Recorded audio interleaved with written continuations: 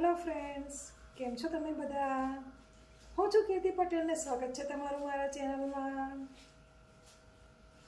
આજે હું લઈને આવી છું દહીં બનાવવાની રીત. દહીં કઈ રીતે બનાવાય તેની પરફેક્ટ રીત આપણે આ વિડીયોના માધ્યમ દ્વારા શીખીશું. તો ચાલો શરૂ કરીએ દહીં બનાવવાનું. જુઓ ફ્રેન્ડ્સ, દહીં બનાવવા માટે મેં 500 ગ્રામ દૂધ લઈ લીધું છે. હવે આપણે તેને એક ઉભરો આવે ત્યાં સુધી ગરમ કરી લઈશું. તો આપણે ગેસની ફ્લેમને હવે ચાલુ કરી દઈશું. જો મિત્રો, એક ઉભરો આવી ગયો છે. ગેસની ફ્લેમને આપણે હવે બંધ કરી દઈશું.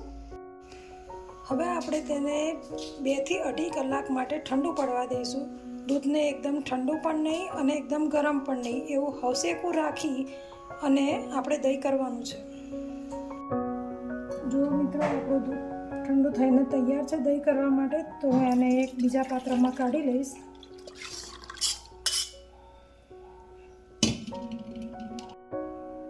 હવે આપણે તેમાં ફક્ત અડધી ચમચી જેટલું દહીં જ ઉમેરવાનું છે અને તેને સારી રીતે મિક્સ કરી દઈશું.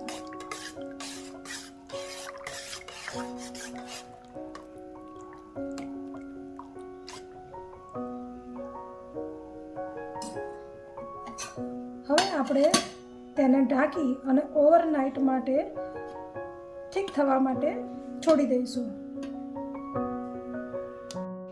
દહીં કર્યાને આપણે 12 થી 13 કલાક જેટલો સમય થઈ ગયો છે. જુઓ આપણે કેટલું સરસ દહીં બનીને તૈયાર થઈ ગયું છે.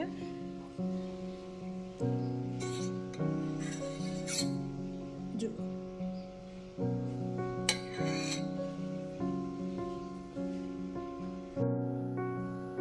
તો ફ્રેન્ડ્સ, તમને કેવી લાગી મારી દહીંની રેસીપી? એક વખત બનાવીને જરૂરથી ટ્રાય કરજો અને કોમેન્ટમાં જરૂરથી લખજો. જો તમે મારી ચેનલ ઉપર નવા હોય તો ચેનલને લાઈક અને સબસ્ક્રાઇબ કરજો અને બેલ આઇકન જરૂરથી દબાવજો, જેથી મારા આગળના વિડીયોની અપડેટ તમને મળતી રહે.